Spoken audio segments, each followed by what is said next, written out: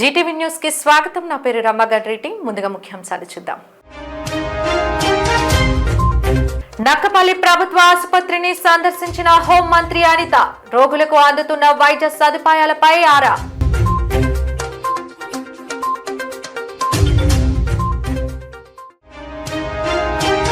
స్త్రీశక్తి పథకం రాష్ట్ర మహిళా లోకానికి సీఎం చంద్రబాబు ఇచ్చిన వరం. విలేకరుల సమావేశంలో మంత్రి సంధ్యారాణి హర్ష.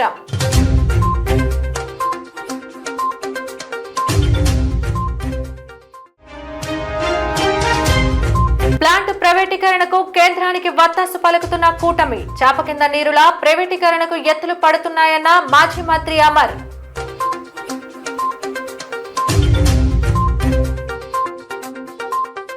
అనకాపల్లి జిల్లా నక్కపల్లి మండలంలో హోంమంత్రి వంగలపూడి అనిత పర్యటించారు. నక్కపల్లి ప్రభుత్వ హాస్పిటల్లో పలు వార్డులను ఆమె పరిశీలించారు. రోగుల యోగక్షేమాలు తెలుసుకొని వైద్య సేవలపై మంత్రి ఆరా తీశారు. రోడ్డు ప్రమాదాలు ఎక్కువగా జరుగుతున్న నేపథ్యంలో ట్రామా కేర్ సెంటర్ త్వరలోనే ఏర్పాటు చేస్తామని ఆమె పేర్కొన్నారు. నక్కపల్లి హాస్పిటల్ను 100 పడకల ఆసుపత్రిగా మార్చుదామని, రోజు రోజుకు ఓపీ పెరుగుతుందని ఆమె తెలిపారు. హాస్పిటల్లో అవసరమైన వసతులు కల్పిస్తున్నామన్నారు. ప్రజలకు మెరుగైన వైద్య సేవలు అందించడమే ఎన్డీఏ ప్రభుత్వం లక్ష్యమని హోంమంత్రి అనిత పేర్కొన్నారు. అలాగే ఆసుపత్రి నక్కపల్లి కేజీబీవీలో పలు సదుపాయాలను ఆమె రిబ్బన్ కట్ చేసి ప్రారంభించారు.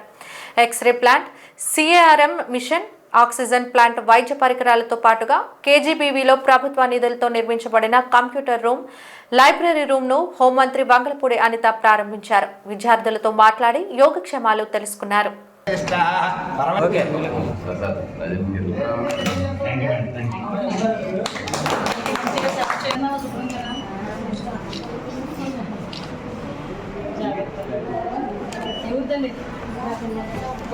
పశ్చిమ నియోజకవర్గంలో ఉన్న పలు సమస్యాంతక ప్రాంతాల్లో స్థానిక ఎమ్మెల్యే గణబాబు పర్యటించారు. కుండపోతగా కురుస్తున్న వర్షాల కారణంగా ప్రజలు పడుతున్న ఇబ్బందులను నేరుగా తెలుసుకున్నారు. గోపాలపట్నం 90, 91, 57, 56వ వార్డుల్లో లక్ష్మీనగర్ ఈ బ్లాక్, ఎఫ్ బ్లాక్ నూతనంగా నిర్మించిన రిటర్నింగ్ వాల్స్లను, కొండవాలు ప్రాంతాలను సందర్శించి తగిన రక్షణ చర్యలపై అధికారులతో చర్చించారు. ప్రజలకు ఎటువంటి ఇబ్బందులు తలెత్తకుండా చేపట్టాల్సిన చర్యలను వెంటనే ప్రారంభించాలని ఆదేశాలను జారీ చేశారు.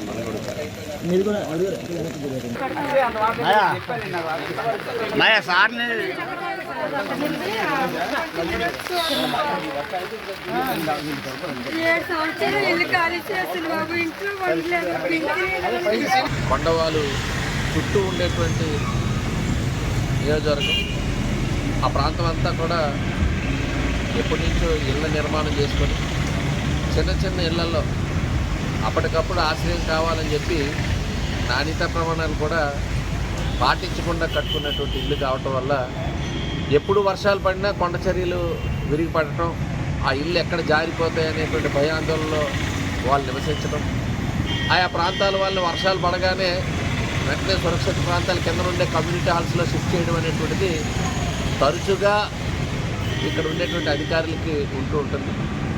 లాస్ట్ ఇయర్ ఎలక్షన్స్ మీ అందరికీ తెలుసు, రామకృష్ణ నగర్లో ఆల్మోస్ట్ అన్ని ఇళ్ళు కూడా కిందకి జారే పరిస్థితికి వచ్చినాయి.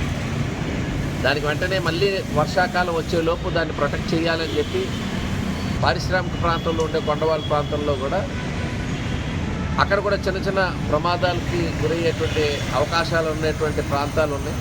ఇవాళ కూడా కొంత డ్యామేజ్ జరిగింది. సో వాటికి కూడా ఓవరాల్గా మన నియోజకవర్గంలో ఎక్కడైతే రక్షణ గోడలు కట్టాలో ఆ రిటైన్ వాల్స్కి ఖర్చుతో కూడుకున్నదైనా పేద ప్రజానీకం పెద్ద వర్షాలు పడితే వాళ్ళకి ఒకవైపు ఆస్తి నష్టమే కాదు, ప్రాణ నష్టం కూడా జరిగేటువంటి అవకాశం ఉంది. కాబట్టి వాటిని నివారించడానికి ప్రత్యేక చర్యలు తీసుకున్నాం. గత 3 రోజులుగా కురుస్తున్న వర్షాల కారణంగా నగరం నీట మునిగింది. ప్రధాన రహదారులు సహా వీధుల్లో వర్షపు నీరు చేరడంతో అవి చెరువులను తలపించాయి. దీంతో వాహన చోదకులు, పాదచారులు నానా అవస్థలకు గురయ్యారు. సరైన డ్రైనేజీ వ్యవస్థ లేకపోవడం అందుకు కారణమని, ఎక్కడికక్కడ కాలువలపై దుకాణాలు పెట్టడం, చెరువులను కబ్జా చేయడం వంటి పరిణామాలు ఈ పరిస్థితికి కారణమని పలువురు అభిప్రాయం వ్యక్తం చేస్తున్నారు. జీవీఎంసీ పాలకులు, అధికారులు వెనువెంటనే రంగంలోకి దిగి నీటి నిల్వలను నియంత్రించే దిశగా పనులు చేపట్టారు.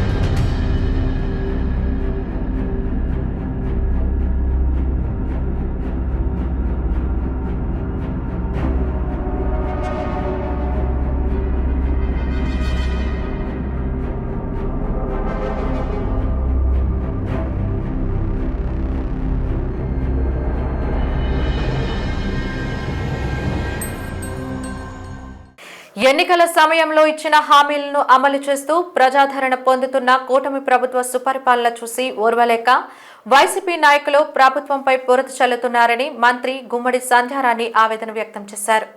శ్రీ శక్తి పథకాన్ని అమలు చేసి మహిళల్లో నూతన ఉత్తేజాన్ని, పండగ వాతావరణాన్ని నింపిన ముఖ్యమంత్రి చంద్రబాబుకి రాష్ట్ర మహిళల తరపున ఆమె ధన్యవాదాలు తెలిపారు. స్త్రీ శక్తి పథకాన్ని గౌరవ ముఖ్యమంత్రి వర్యులు నారా చంద్రబాబు నాయుడు గారు ప్రారంభించిన వెంటనే మహిళల్లో ఒక నూతన ఉత్తేజం కానీ, ఒక ఆహ్లాదకరమైనటువంటి వాతావరణం ఏర్పడిందని మీ అందరికి కూడా తెలుసు. మొన్న ఆగస్టు 15వ తేదీ భరతమాతను ఎలాగైతే గౌరవించుకున్నామో అలాగే ఆడపడుచులు కూడా గౌరవించుకున్నాం. ఆ రోజు ఫ్రీ బస్ ఇస్తే మహిళలందరికీ కూడా కానుకిచ్చినట్టు అవుతుంది అని చంద్రబాబు నాయుడు గారు ఆలోచించి చేయటం వల్ల రాష్ట్రంలో ఉన్నటువంటి 5 కోట్ల మంది జనాభాలో 2,62,00,000 మంది మహిళలకి ఉచిత బస్ ప్రయాణం వచ్చింది. ముఖ్యంగా ఉమెన్ అండ్ చైల్డ్ వెల్ఫేర్ మంత్రిగా ఉన్నాను. మహిళలు ఎంతో సంతోషంగా ఉండడం వల్ల ఒక మహిళగా, మహిళా ప్రజా ప్రతినిధిగా, ఒక గిరిజన మహిళగా నేను మనస్ఫూర్తిగా గౌరవ ముఖ్యమంత్రి గారికి ధన్యవాదాలు తెలియజేసుకుంటున్నాను మహిళలందరి తరపు నుంచి.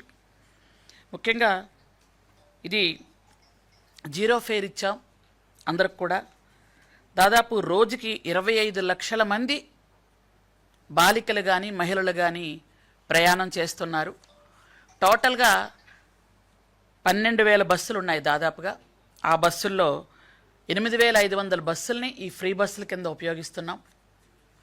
దీనివల్ల మీకు అందరికి కూడా తెలుసు, అంటే దాదాపు 75% బస్సుల్ని ఉచిత బస్సుల కింద పల్లె వెలుగులు కానీ, అల్ట్రా పల్లె వెలుగు కానీ, ఎక్స్ప్రెస్, సిటీ ఆర్డినరీ, మెట్రో ఎక్స్ప్రెస్లు 5 రకాల బస్సుల్ని ఇచ్చి మహిళలు వెళ్తున్నటువంటి, అంటే ఉద్యోగం కానీ, ఇక్కడ ఏంటంటే కూలి పనికి వెళ్ళిన కోటీశ్వరులైనా, ప్యూనైనా, ప్రిన్సిపల్ అయినా, సామాన్య మహిళ అయినా, ఎంత ఉన్నత స్థాయిలో ఉన్నటువంటి మహిళ అయినా ఎవరికైనా ఫ్రీ. ఇంతకు పూర్వం ఏంటంటే పథకాలు అంటే అర్హులైన పేదవాళ్లకే ఉండేవి. కానీ రాష్ట్రంలో మహిళలందరినీ కూడా సమాన దృష్టితో చూస్తూ బాలికలు కానీ, మహిళలు కానీ, చదువుకున్న వాళ్ళు కానీ, ఎవరైనా కానీ ఉచితంగా వెళ్ళడానికి గౌరవ ముఖ్యమంత్రి గారు ఈ పథకాన్ని ప్రవేశపెట్టడం, స్త్రీ శక్తి, నిజంగా ఇక్కడ స్త్రీ శక్తి క్లియర్గా కనిపిస్తోంది. వ్యాపారానికి వెళ్ళాల్సిన వాళ్ళు, చిరు ఉద్యోగులు ఎవరైతే ఉన్నారో వాళ్ళకి నెలకి 2,000 నుంచి 3,000 మిగులుతుందంటే నిజంగా అతిశయోక్తి కాదు. దూర ప్రయాణాలు వెళ్ళే వాళ్ళకి ఇంకా ఎక్కువగా మిగులుతుంది. దగ్గర ఉండే వాళ్ళకి 2 నుంచి 3,000 మిగలటం నిజంగా ఎంతో సంతోషంగా, ఈ డబ్బులు మేము పొదుపు చేసుకొని మా పిల్లలకి కావలసినటువంటివి కొనుక్కోవడానికి బాగుంటుంది అని. ఎందుకంటే మహిళకు ఉండేదే చిన్న ప్రపంచం. ఆ చిన్న ప్రపంచంలో చిన్న సంతోషాలు వాళ్ళకి ఎంతో ఆనందాన్ని ఇస్తాయి. మీకు అందరికీ తెలుసా విషయం. కాబట్టి ఇవన్నీ మనం చేసుకుంటూ వెళ్తున్నాం. ప్రముఖ పుణ్యక్షేత్రంగా విరాజిల్లుతున్న సింహాచలం శ్రీ వరాహలక్ష్మి నరసింహస్వామి వారి నిత్య కళ్యాణం అత్యంత వైభవంగా జరిగింది. ఆర్జిత సేవల్లో భాగంగా అర్చక స్వాములు ఉత్సవమూర్తి గోవిందరాజస్వామిని ఉభయ దేవేరులతో మండపంలో అధిష్ఠింపచేశారు. నిత్య కళ్యాణంలో పాల్గొన్న భక్తుల గోత్రనామాలతో సంకల్పం చెప్పి పంచరాత్ర గమశాస్త్రం విధానంలో విశ్వక్షేణారాధన, పుణ్య హవచనాలతో కార్యక్రమానికి శ్రీకారం చుట్టారు. కంకణ ధారణ, నూతన యజ్ఞోపవీత సమర్పణ, జీలకర్ర బెల్లం, మాంగళ్య ధారణ, తలంబ్రాల ప్రక్రియను కమనీయంగా జరిపించారు. మంత్రపుష్పం, మంగళ శాసనాల తర్వాత భక్తులకు వేదాశీర్వచనాలు, శేష వస్త్రాలు, స్వామివారి ప్రసాదాల్లో అందజేశారు. అనంతరం భక్తులకు స్వామివారి ఆంతరాలయ దర్శనం కల్పించారు.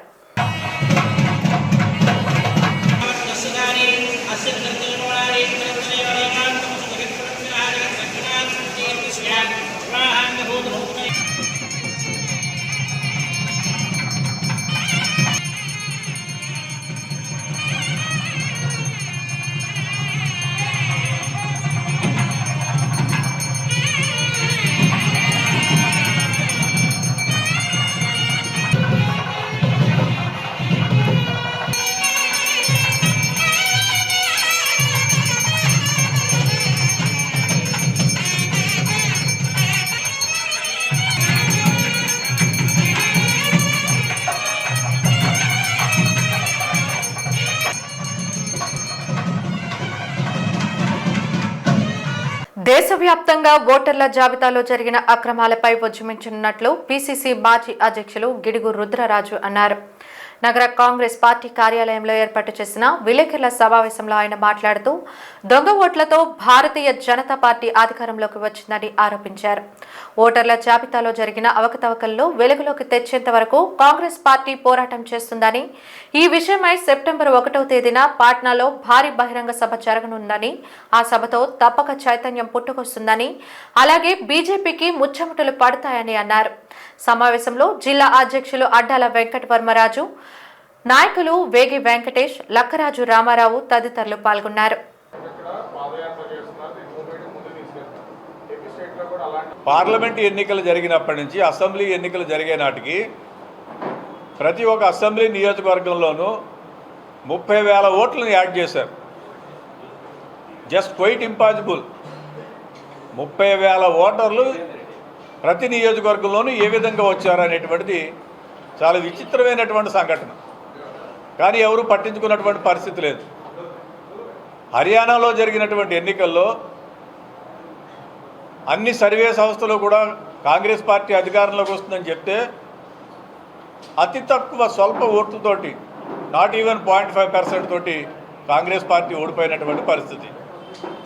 అంటే ఒక పథకం ప్రకారం కాంగ్రెస్ పార్టీని ఓడించే దిశగా కొన్ని శక్తులు పనిచేస్తున్నాయి.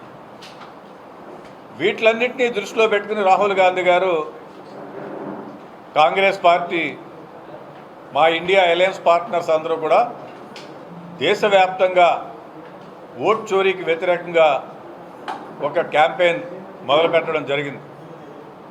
దాంట్లో భాగంగా రాహుల్ గాంధీ గారు ఈరోజు ప్రప్రథమంగా త్వరలో ఎన్నికలు జరుగుతున్నటువంటి బీహార్ రాష్ట్రంలో 65 లక్షల ఓట్లు తీసేశారు. కాబట్టి ఈ రోజు నుంచి వారు కాంగ్రెస్ పార్టీ నేతృత్వంలో, అక్కడ ఉన్నటువంటి మా ఇండియా అలయన్స్ పార్టీస్ నేతృత్వంలో బ్రహ్మాండమైనటువంటి ర్యాలీస్ నిర్వహించబోతున్నారు. సెప్టెంబర్ 1వ తేదీ నాడు బీహార్ స్టేట్ క్యాపిటల్ పాట్నాలో బ్రహ్మాండమైనటువంటి బహిరంగ సభని నిర్వహించబోతున్నారు. దాంట్లో భాగంగా దేశవ్యాప్తంగా ఉన్నటువంటి మొన్న అఖిల భారత Congress committee general secretaries, state ఇన్ఛార్జెస్ని మీటింగ్ పిలిచారు. ప్రతి రాష్ట్రంలోనూ కూడా ఈ యొక్క కార్యక్రమాలు చేయాలి. ప్రదేశ్ కాంగ్రెస్ కమిటీ ఆధ్వర్యంలో, జిల్లా కాంగ్రెస్ కమిటీ ఆధ్వర్యంలో ఆయా అసెంబ్లీ నియోజకవర్గాల బాధ్యులు, గ్రామ కమిటీల వరకు కూడా తీసుకుని వెళ్ళి ఈ క్యాంపెయిన్ చేయాలనేటువంటి దాన్ని కాంగ్రెస్ పార్టీ తీసుకోవడం జరిగింది. దాంట్లో భాగంగా మన రాష్ట్రంలో కూడా 2 రోజుల క్రితం పిసిసి అధ్యక్షుల వారు శ్రీమతి షర్మిలారెడ్డి గారి నేతృత్వంలో విజయవాడలో బ్రహ్మాండమైనటువంటి క్యాండిల్స్ ర్యాలీని ఏర్పాటు చేయడం జరిగింది. త్వరలోనే రేపటి నుంచి అఫీషియల్గా రాష్ట్ర వ్యాప్తంగా ఉన్నటువంటి అన్ని జిల్లా కేంద్రాల్లోనూ కూడా ఆయా జిల్లా కాంగ్రెస్ కమిటీ అధ్యక్షులు, మా కంటెస్టెడ్ ఎమ్మెల్యేసు, నియోజకవర్గాల బాధ్యుల నేతృత్వంలో ఈ యొక్క క్యాంపెయిన్ జరుగుతుంది. పెందుర్తి ప్రభుత్వ ఉన్నత పాఠశాలలో 1994, 1995 సంవత్సరాల మధ్య విద్యని అభ్యసించిన 10వ తరగతి పూర్వ విద్యార్థులు చిన్నముసిడివాడలో ఒక ప్రైవేటు కళ్యాణ మండపంలో అలనాటి జ్ఞాపకాలను నెమరవేసుకుంటూ పూర్వ విద్యార్థుల కలయికను ఏర్పాటు చేశారు. ఈ సందర్భంగా అప్పట్లో తమకు విద్యా బోధన చేసిన ఉపాధ్యాయులను సత్కరించారు. వీరితో పాటు ఉన్నత స్థాయికి ఎదిగిన స్నేహితులను కూడా సన్మానించుకున్నారు. చిన్ననాటి జ్ఞాపకాలను ఒరే ఏరా అని పలకరించుకుంటూ అలనాటి జ్ఞాపకాల్లోకి వెళ్లిపోయారు.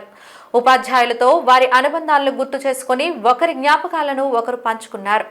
ఆటపాటలతో ఉల్లాసంగా గడిపారు. ఉపాధ్యాయురాలు సుజాత, అంజలిదేవిలు మాట్లాడుతూ ఉపాధ్యాయ వృత్తిలో తాము పనిచేయడం గర్వంగా ఉందన్నారు. గురువులుగా దక్కించుకున్న గౌరవం ఏ వృత్తిలోని ఉండదని, అది తమ అదృష్టంగా భావిస్తున్నామని అన్నారు. పూర్వ విద్యార్థులు మాట్లాడుతూ ఈ కలయికను ప్రతి సంవత్సరం జరుపుకునే విధంగా నిర్ణయం తీసుకున్నామని, అలాగే తమ స్నేహితుల కష్టసుఖాల్లో పాలు పంచుకొస్తున్నామని, ఈ ఆత్మీయ కలయిక తమలో నూతన ఉత్సాహాన్ని, ఉత్తేజాన్ని నింపిందన్నారు.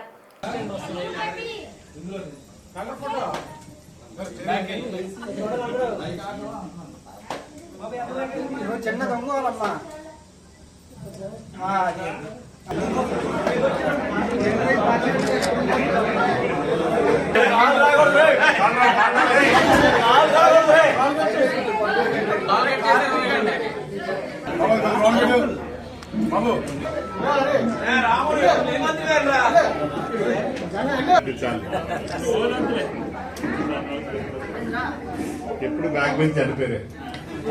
Pendurthi government high school batch పిల్లలు 30 సంవత్సరాల తర్వాత పూర్వ టీచర్లను పిలిచి సన్మానించి వీళ్ళందరూ ఇక్కడ గ్యాదర్ అయ్యి ఎంతో సంబరాలు జరుపుకుంటున్నారు.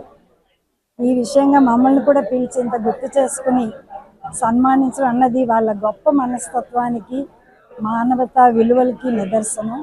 మేము ఆ రోజుల్లో చెప్పిన చదువుల్లోని మంచిని సేకరించుకొని ఈ పిల్లలు వాటిని పాటించి ఇప్పుడు దాన్ని సాకారం చేసి మాకింత సన్మానం ఇస్తున్నారంటే అది వాళ్ళ గొప్ప మనస్తత్వానికి నిదర్శనం. పెందుర్తిలో మేము పనిచేస్తాము. అప్పట్లో మా క్లాస్కి 120 మంది పిల్లలు ఉండేవాళ్ళు. ఆయన కూడా పిల్లల్ని మేము కొంచెం డిసిప్లిన్గానే పెంచాం అనుకున్నాము.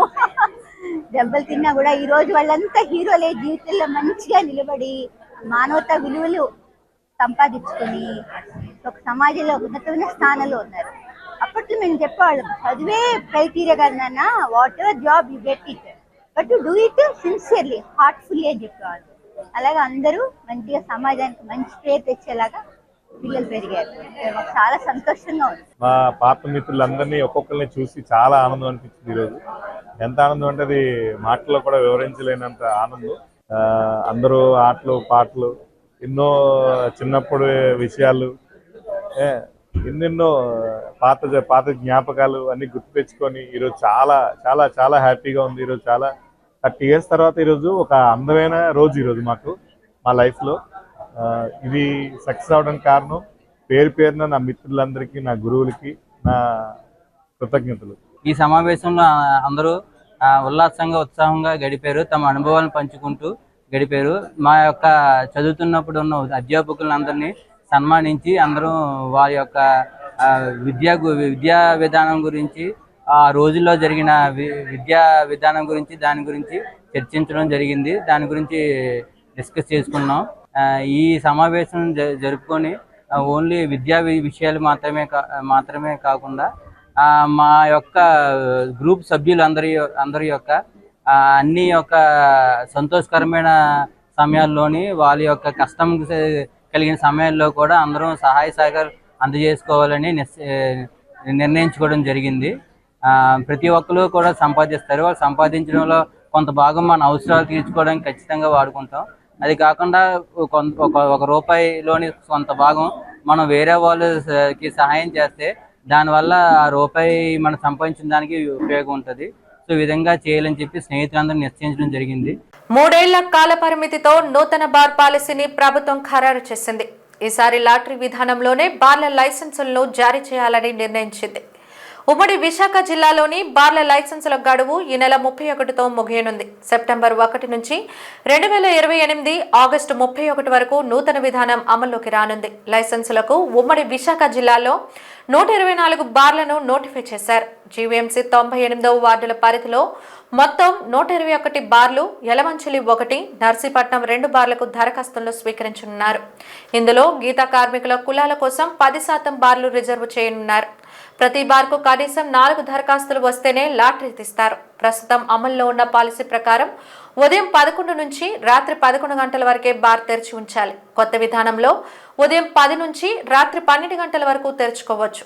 50,000 నుంచి 5 లక్షల వరకు జనాభా ఉండే ప్రాంతాల్లో 55 లక్షలు, 5 లక్షలకు పైగా జనాభా కలిగిన ప్రాంతాల్లో 75 లక్షల చొప్పున ఏడాదికి లైసెన్స్ రుసుము చెల్లించాలి. దరఖాస్తు రుసుం 5 లక్షలు ఉంటుందని ఎక్సైజ్ అధికారులు విలేకరుల సమావేశంలో వివరాలు వెల్లడించారు. అనకాపల్లి జిల్లాలో, ఒకటి యలమంచిలి జిల్లాలో ఇవ్వడం జరిగింది. ఈ బార్లకు సందర్భంగా ఫస్ట్గా ఓపెన్ షాప్స్కి, ఓపెన్ బార్లకి నోటిఫికేషను ఈరోజు ఇవ్వటం 18/8 తారీఖు ఇవ్వడం జరిగింది.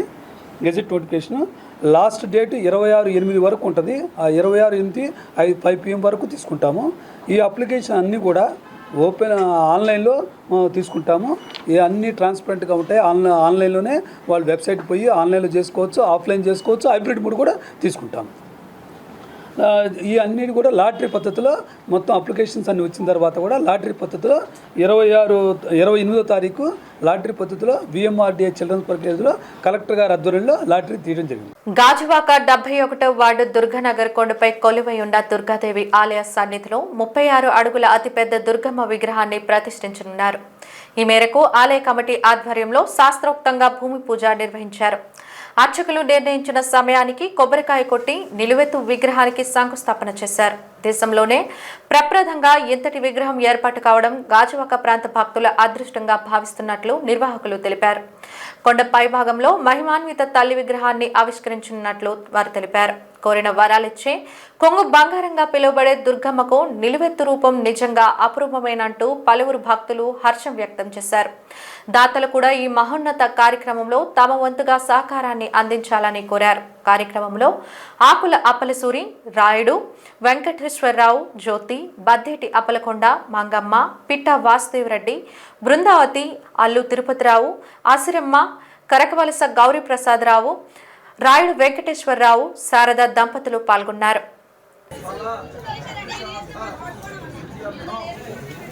చాలా పెద్ద ఉంది స్వామి. 71వ వార్డులో ఇక్కడ 15 సంవత్సరాలుగా దుర్గాదేవిని నిర్మాణం చేశారు.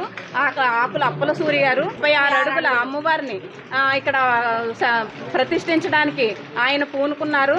ఆయనకి నిజంగా వేల కృతజ్ఞతలండి. దండం పెట్టాలి. ఇటు 7 తరాలు అటు 7 తరాలు కూడా తరిస్తాయి.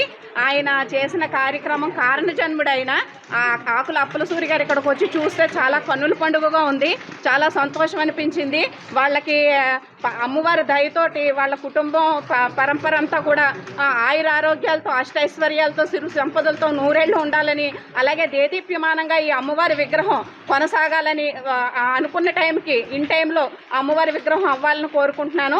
అమ్మ ఆజ్ఞ లేనిది ఏదీ జరగదు. అందుచేత మరి 16 సంవత్సరాలు మేము గుడి స్థాపించి మరి ఈ రోజున ఆల్ ఇండియా 28 రాష్ట్రాల్లో ఏ రాష్ట్రంలో లేనిది మన గాజువాక విశాఖపట్నంలో 72వ వార్డులో దుర్గానగర్ కొండపైన వెలిసిన అమ్మవారు 36 అడుగుల హైటు ఏ స్టేట్లోనూ లేదు. ఎందుకు చెప్తున్నామంటే మేమన్నీ అడిగి తెలుసుకుని 36 అడుగులు పెట్టడం జరిగింది. అంటే ఇది ఒక టూరిజంలా చేయాలనే ఉద్దేశంతో లిఫ్ట్ టు బ్రిడ్జి పెట్టుకుంటూ కొండపైన ఏది కూడా 9 సంఖ్యతో అమ్మవారిని నిర్మించడం జరుగుతుంది. ఇది భావితరాలకి చాలా ఆదర్శం ఉండాలని మన గాజువాక ప్రజలకి మా గాజువాకలో 36 అడుగులు మా దగ్గర ఉంది. మా అమ్మవారు నైరుతి వల్ల ఉంది. మాకు ఆదర్శంగా ఉంటుంది. మా కష్ట సుఖాలను ఆదుకుంటుంది. మమ్మల్ని కళ్ళీళ్ళు తుడుస్తుంది. మా ప్రేమాభిమానాలు తీసుకుంటూ ఉంటుందనే ఉద్దేశంతో ఆవిడ ఇక్కడ అడుగెట్టడం జరిగింది. అందుచేత ప్రజలందరూ కూడా ఈ డెవలప్మెంట్కి అమ్మవారికి సహాయ సహకారాలు చేయాల్సిన మీరు అందరూ చేస్తారని కోరుకుంటూ ఇది 1,80,00,000 రూపాయలతో ఈ బడ్జెట్ మేము స్టార్ట్ చేయడం జరిగింది. ఎందుకంటున్నామంటే ఇది చాలా పెద్దది. ప్రతి ఒక్కరి కష్టం కూడా ఇక్కడ ఉండాలనేదే మా ఒక ఆలోచన, అమ్మవారి ఆలోచన. దయచేసి యావత్ ప్రజలందరూ మన ఆంధ్రప్రదేశే కానీ పక్క తెలంగాణ కానీ ఎక్కడా లేదు. మన తెలివితనాన్ని మన గాజువాకలో మనం ఇంత పెద్ద విగ్రహం అనేది ఏ స్టేట్లో లేదు కాబట్టి ఇది మనందరిది కాబట్టి భవిష్యత్తులో ఇంకా దీన్ని తీర్చిదిద్ది చేస్తామని. అలాగే మన హిందూ సాంప్రదాయం అనేది చాలా గొప్పది. హిందూ సాంప్రదాయం ఎంత గొప్పదంటే మన తల్లిదండ్రులు ఉన్నారు ఎంత గొప్పవాళ్ళు, భగవంతుడు కూడా అంతే గొప్పవాడు. మరి భగవంతుడు ఉండబట్టే మనం ఉన్నాం. అందుచేత తల్లిదండ్రులు లేని మనం లేవు కాబట్టి, భగవంతుడు లేని మనం లేవు కాబట్టి మన హిందూ సాంప్రదాయాన్ని మనం తీసుకెళ్ళి భావితరాలకి మనం ఫలానా అని తెలియపరచడం అనేది చాలా అవసరం. అందుకు ప్రజలందరికీ కూడా మరొకసారి మేము తెలియజేసేది మన కుటుంబం మన అందరము కలిసిమెలిసి చేసి ఈ డెవలప్మెంట్ గాజువాకలో ఇరుగు పొరుగు స్టేట్లు కూడా గుర్తించి అంత స్థాయికి చేయాలని ప్రజలందరికీ కోరుకుంటూ మేము సెలవు తీసుకుంటున్నాం. పశ్చిమ వాయువ్య బంగాళాఖాతం, దానికి ఆనుకుని ఉన్న వాయువ్య బంగాళాఖాతంలో ఏర్పడిన అల్పపీడనం సుస్పష్ట అల్పపీడనంగా గుర్తించబడింది. ఇది మరో 12 గంటల్లో వాయుగుండంగా మారి దక్షిణ ఒడిశా, ఉత్తర కోస్తాంధ్ర తీరాన్ని తాకే అవకాశం ఉందని విశాఖ వాతావరణ కేంద్రం అధికారులు వెల్లడించారు. దీని ప్రభావంతో రానున్న వారం రోజుల పాటు రాష్ట్రంలో విస్తారంగా వర్షాలు కురుస్తాయని తెలిపారు.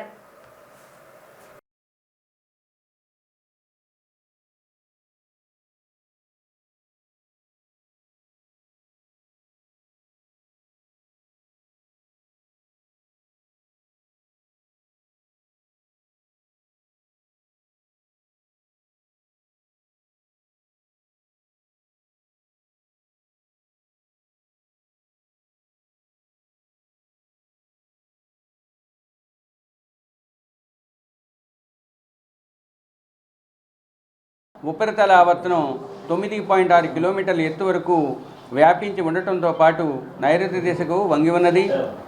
ఇది రాబోయే 12 గంటల్లో పశ్చిమ వాయువ్య దిశలో పయనించి వాయుగుండంగా కేంద్రీకృతమయ్యే అవకాశం ఉంది.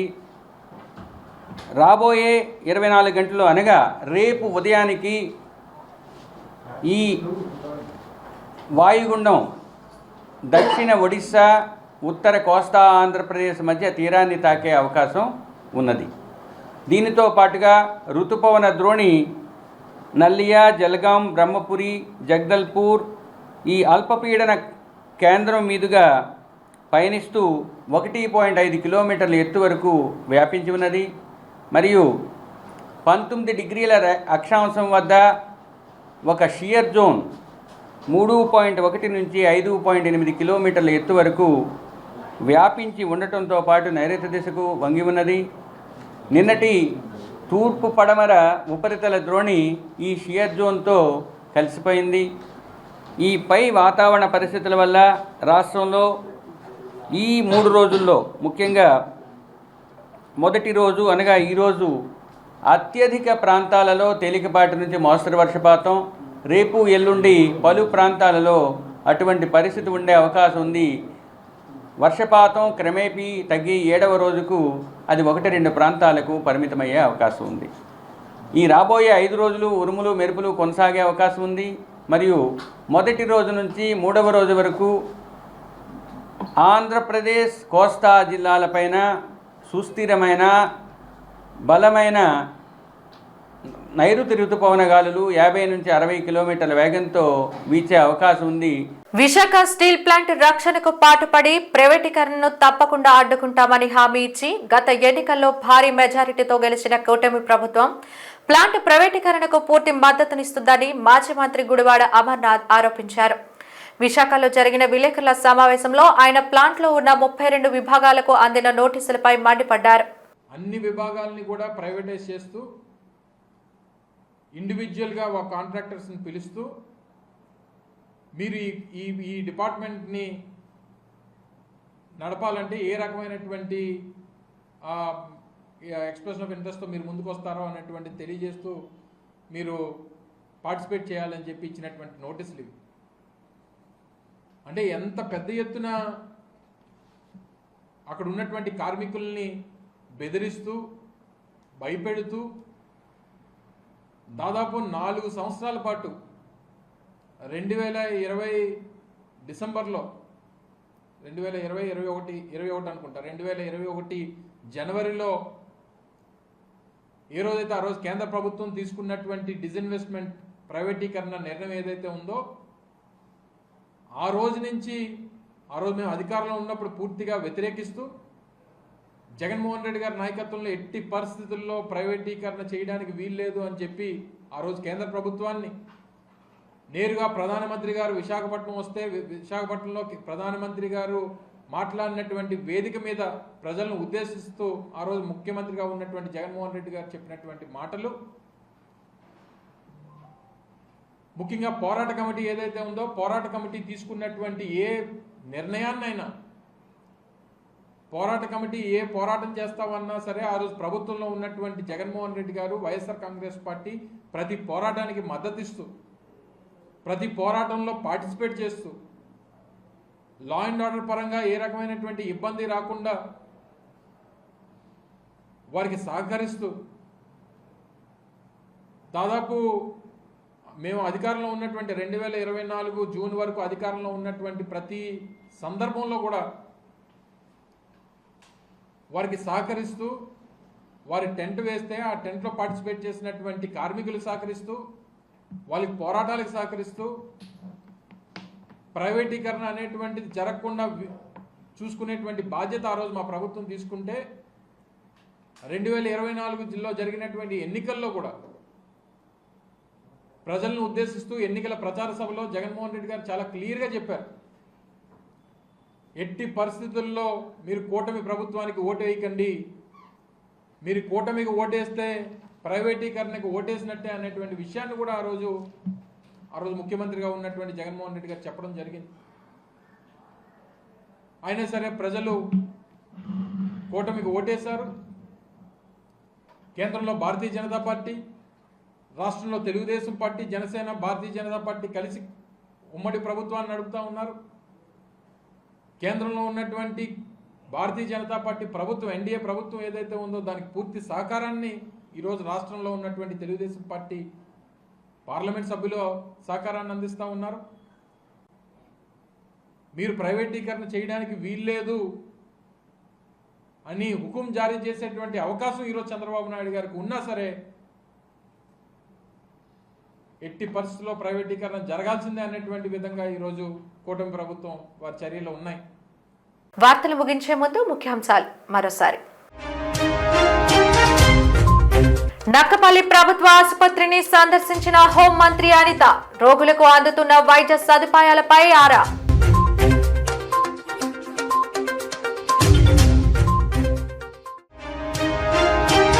స్త్రీశక్తి పథకం రాష్ట్ర మహిళా లోకానికి సీఎం చంద్రబాబు ఇచ్చిన వరం. విలేకరుల సమావేశంలో మంత్రి సంధ్యారాణి హర్ష.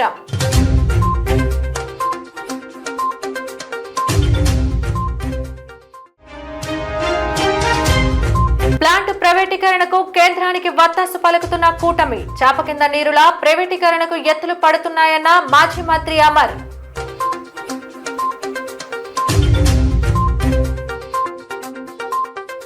జీటీవీ న్యూస్ ఇంతటితో సమాప్తం. నమస్కారం.